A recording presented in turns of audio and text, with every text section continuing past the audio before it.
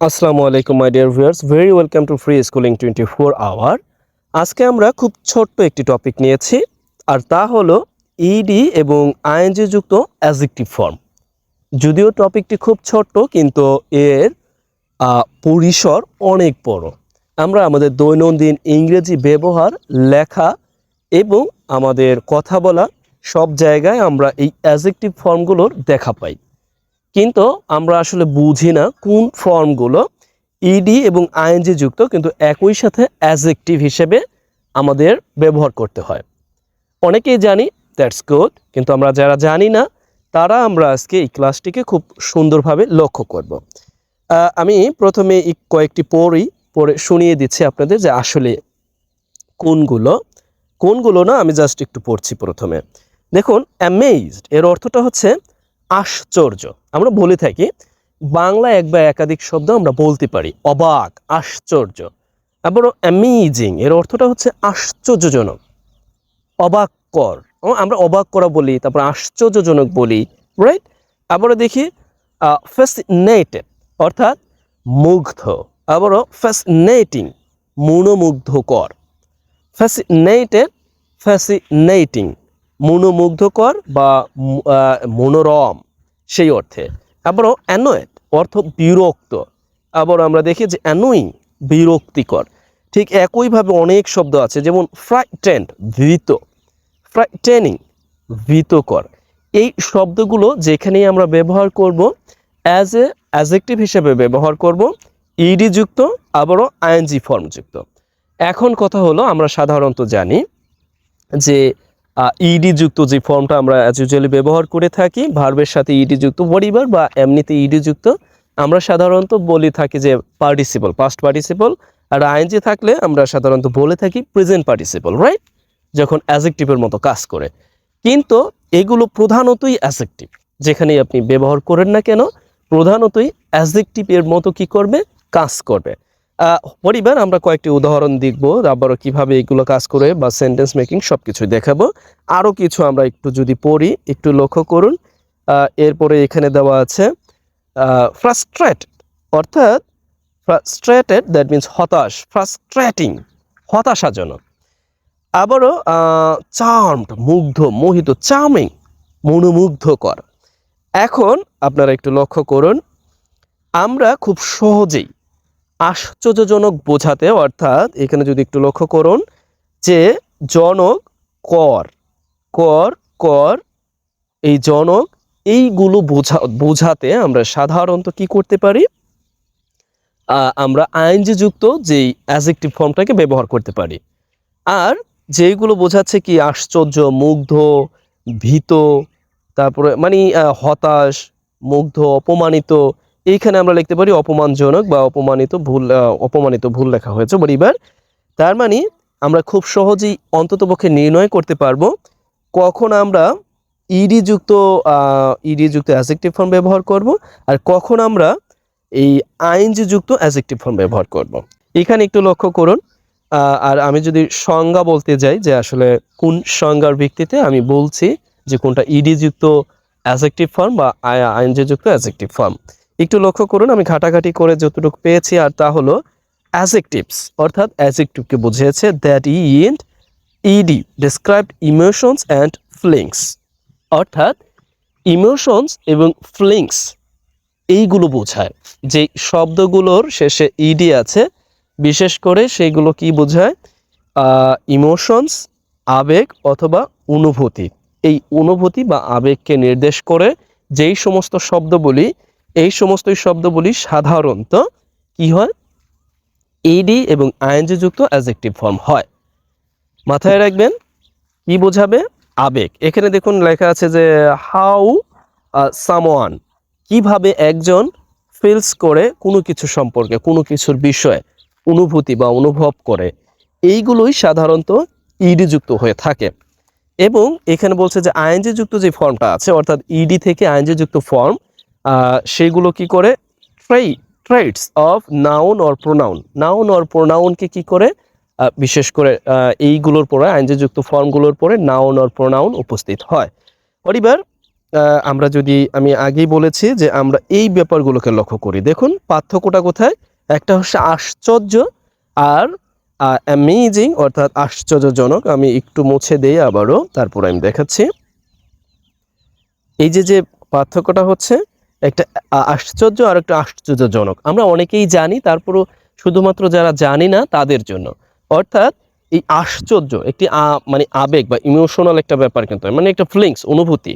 তারপরে মুগ্ধ, এটাও কিন্তু একটা কি ইমোশনস বা ফিলিংস। ফ্যাসিনেটিং, মনোমুগ্ধকর। দেখুন খুব সহজেই আমরা বুঝতে পারছি যে এই শব্দগুলোই কি হবে, অ্যাডজেক্টিভ ফর্ম হবে। এখন আমি চাইলেই, দেখুন এখানে আমি একটু লিখে রেখেছি, আমি চাইলেই এই দেখুন ব্রোকেন কার, এই ব্রোকেনও কিন্তু পার্টস পার্টিসিপল যুক্ত অংশ, পার্টস পার্টিসিপল যুক্ত একটি শব্দ।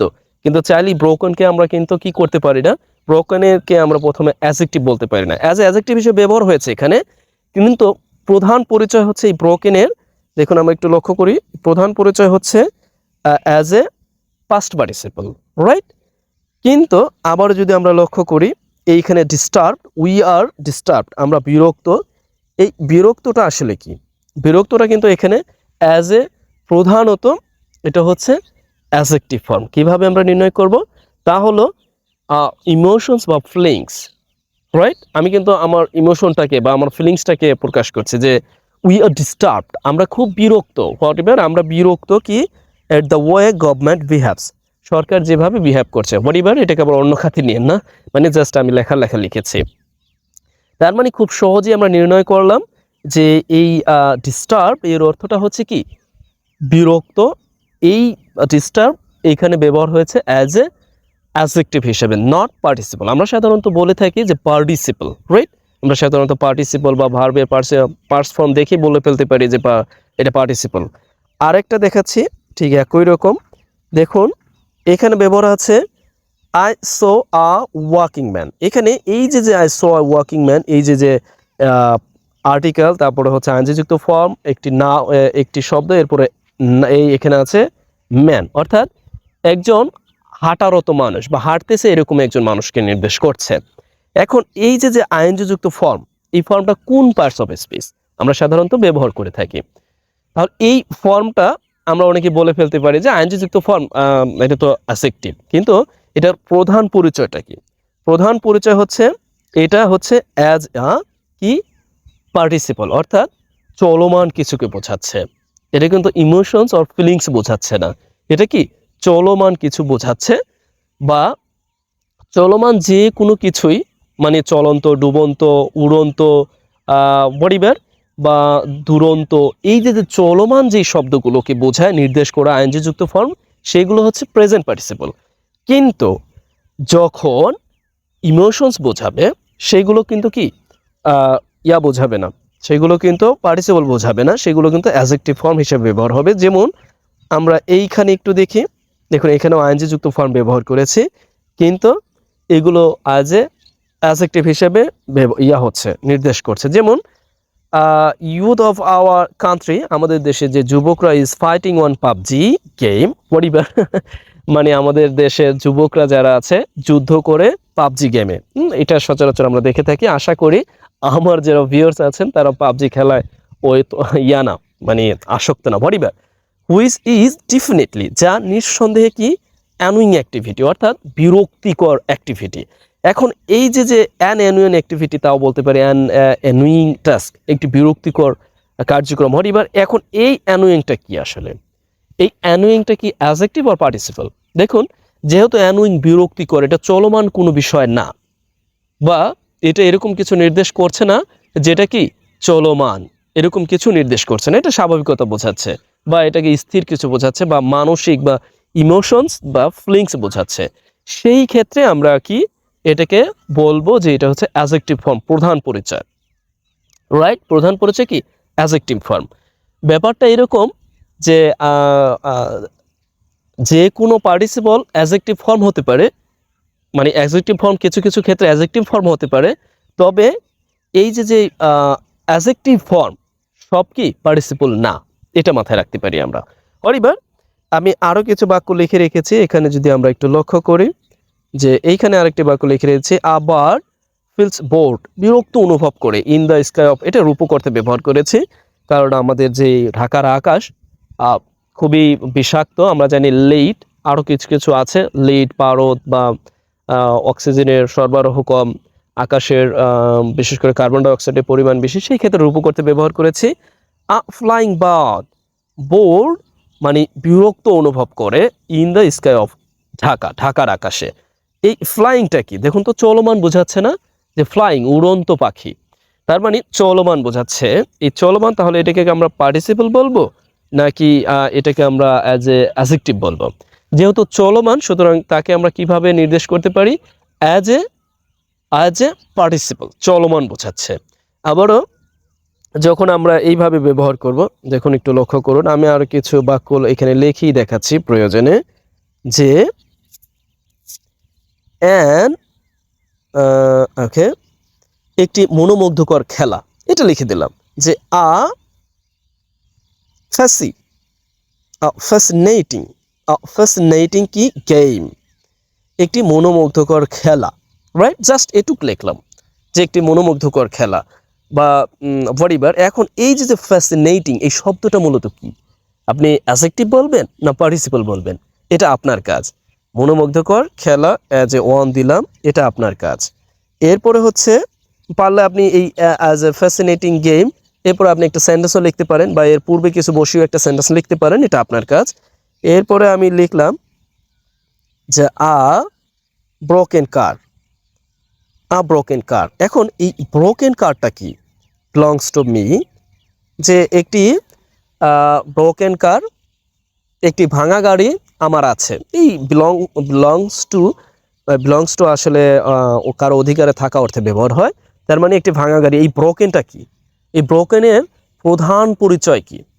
প্রধান পরিচয় হচ্ছে ব্রোকেনের পাস্ট পার্টিসিপল ফর্ম, প্রধান পরিচয় হচ্ছে পার্টিসিপল, মানে পাস্ট পার্টিসিপল।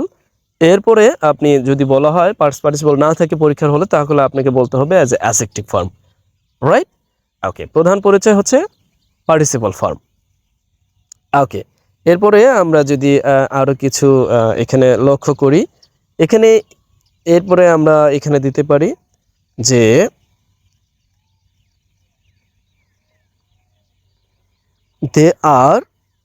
দে আর কি, তারা খুব, এখানে আমরা লিখতে পারি যে কি, ফ্রাস্ট্রেটেড। আমরা লিখতে পারি যে আমাদের যে গ্রাজুয়েট আছে, গ্রাজুয়েটস আর কি, ফ্রাস্ট্রেটেড, ফ্রাস্ট্রেটেড। দ্যাট মিনস আমাদের যে গ্রাজুয়েটস আছে, আমরা জানি যে ইউনিভার্সিটির গ্রাজুয়েটস যারা আছে, আমরা দেখুন একটা সেন্টেন্সকে বাড়াতে পারি, ফ্রম ইউনিভার্সিটি। আপনাদের সাথে সরাসরি ইয়ে থাকলে আমরা খুব সহজেই লেখাগুলোকে লিখতে পারতাম, ফ্রম ইউনিভার্সিটিজ। সরি, বানানটা স্পেলিংটা ভুল হতে পারে। গ্রাজুয়েটস ফ্রম ইউনিভার্সিটিজ আর ফ্রাস্ট্রেটেড। এখন এই ফ্রাস্ট্রেটেডটা কি, অ্যাডজেক্টিভ অর পার্টিসিপল? হরিবার, সবচেয়ে বড় ব্যাপার হচ্ছে, আমি এখানে পার্টস অফ স্পিচের চেয়েও বেশি গুরুত্ব দিচ্ছি, যে আমরা খুব সহজেই কিভাবে এই অ্যাডজেক্টিভ ফর্ম, ইডিযুক্ত অ্যাডজেক্টিভ ফর্ম এবং আইএনজিযুক্ত অ্যাডজেক্টিভ ফর্মকে ব্যবহার করতে পারি। এই জন্য আমি প্রধানত আপনাদের আবারও সবগুলো দেখিয়ে দিচ্ছি, যে এই ফর্মগুলোই সাধারণত হয়ে থাকে ইডিযুক্ত এবং আইএনজিযুক্ত অ্যাডজেক্টিভ ফর্ম। যেইগুলো কি হয়, যেইগুলো বিশেষ করে ইমোশনস এবং ফিলিংস বোঝায়, যেগুলো বিশেষ করে কি করে ইমোশনস এবং ফিলিংস বোঝায়, সেইগুলোই মূলত হচ্ছে অ্যাডজেক্টিভ ফর্ম হিসেবে ব্যবহার হয়, ইডি এবং আইএনজি যুক্ত। এখানে দেখুন আমি একটু এক এক করে যাচ্ছি। প্রধান পেলাম অ্যামেজড, অ্যামেজিং, নোট করতে পারেন। ফ্যাসিনেটেড, মুগ্ধ বা মোহিত, ফ্যাসিনেটিং, মনোমুগ্ধকর। অ্যানোয়েড, বিরক্ত, অ্যানোয়িং, বিরক্তিকর। আমরা দেখছি যে জন, কর, এই ব্যাপারগুলো এখানে লক্ষণীয়। ফ্রাইটেন্ড, ভীত বা তটস্থ, ফ্রাইটেনিং, ভীতকর বা কি, ভয়ানক, সেই ক্ষেত্রে এভাবেও ব্যবহার হতে থাকে। ভয়ানক, ভীতকর, বা এর আশঙ্কাজনক, সেই অর্থে ব্যবহার হয়। বোর্ড, বিরক্তিকর, boring. Frustrated, frustrating. Charmed, charming. Insulting. এরপরে আমরা যদি আরো লক্ষ্য করি, এখানে আছে, আমি এগুলোর বাংলা অর্থ লিখিনি, যেমন concerned, right, concerned, concerning, concerned, যেটা হচ্ছে মানে অনেকটা কি আশঙ্কাজনক, এটা হচ্ছে আশঙ্কা আর এটা হচ্ছে আশঙ্কাজনক। ইন্ট্রিগড, ইন্ট্রিগিং। এরপরে হচ্ছে কনফিউজড, কনফিউজড মানে দ্বিধা দ্বন্দ্ব, কনফিউজিং মানে দ্বন্দ্বমূলক বা এরকম যে দ্বিধাদ্বন্দ্ব এইরকম পরিস্থিতি। ইরিট্রেটেড, এটাও বিরক্ত, ইরিটেটিং বিরক্তিকর বা বিরক্ত পরিবার। কনভিন্সড, এটাও কি কনভিন্সড মানে কাউকে একেবারে করা, কনভিন্সড করা। তারপরে কনভিন্সিং, আমরা বলি না যে কনভিন্সিং পাওয়ার, দ্যাট মিনস হচ্ছে কারো কি থাকে অনেক বেশি মানে কাউকে করতে পারে, মানে খুব সহজেই, আসলে কনভিন্সটা আমরা বাংলায় বলে থাকি বেশি, মানে খুব সহজেই কাউকে নিজের কথার দ্বারা অভিভূত করা, সেই ক্ষেত্রে কনভিন্স বা কনভিন্সিং। এরপরে আমরা যদি আরও একটু লক্ষ্য করি, ওভারহেলমড, ওভারহেলমড, ওভারহেলমিং, ওভারহেলম, ওভারহেলমিং অভিভূত, ওভারহেলমড আমরা যদি বলে থাকি যে আমরা অভিভূত তার কাজ দেখে, আবার ওভারহেলমিং তার মানে অভিভূত, ওভারহেলমিং। আমরা অনেক সময় বলে থাকি যে তা তো অভিভূত হয়ে, মানে অভিভূত কার্যক্রম বা পরিবার অভিভূত, আমি কি অভিভূত। এরপরে devastated, devastating, relax, relaxing, relax তার মানে কি আমি খুব রিল্যাক্সড, হ্যাঁ। আবার রিল্যাক্সিং মানে শান্তি, এইরকম অর্থ। পরিবার ডিসঅ্যাপয়েন্টেড, হতাশ, ডিসঅ্যাপয়েন্টিং হতাশাজনক, রাইট। আমরা কি বলি যে আমাদের দেশের স্টুডেন্টরা কি, যারা কি হতাশ, ডিসঅ্যাপয়েন্টেড। আবার ডিসঅ্যাপয়েন্টিং অর্থাৎ আমাদের দেশের যে ইউথদের কার্যক্রম তা কি ডিসঅ্যাপয়েন্টিং। পরিবার আমি কমন অর্থে বলে ফেলি বারবার, সব ইউথরা আমাদের দেশের না কি বলে বিরক্তিকর না, বা তারা সবাই বিরক্ত অনুভব করেও না, জাস্ট বলা আর কি। এরপরে এইরকমভাবে আরও অনেক আছে, আমরা যদি একটু লক্ষ্য করি, স্যাটিসফাইং, স্যাটিসফাইড, ডিসগাস্টেড, ডিসগাস্টিং তার মানে ফিলিংস বা ইমোশনকেই কি এখানে লক্ষণীয়।